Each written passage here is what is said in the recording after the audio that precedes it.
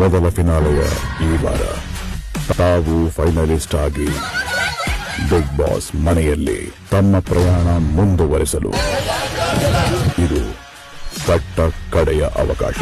ನಾನು ಧ್ರುವಂತ್ ಅವ್ರನ್ನ ಬ್ಲಾಕ್ ಮಾಡ್ತಿದ್ದೀನಿ. ಅವ್ರಿಗೆ ಸ್ಪೋರ್ಟ್ಸ್ಮನ್ಶಿಪ್ ನಾನು ಆಡ್ಬೇಕು ಅನ್ನೋದು ಜಾಸ್ತಿ ಇಲ್ಲ. ಧ್ರುವಂತ್ ಈ ವಾರದ ಎಲ್ಲಾ ಟಾಸ್ಕ್ ಗಳಿಂದ ಬ್ಲಾಕ್ ಆಗಿದ್ದಾರೆ.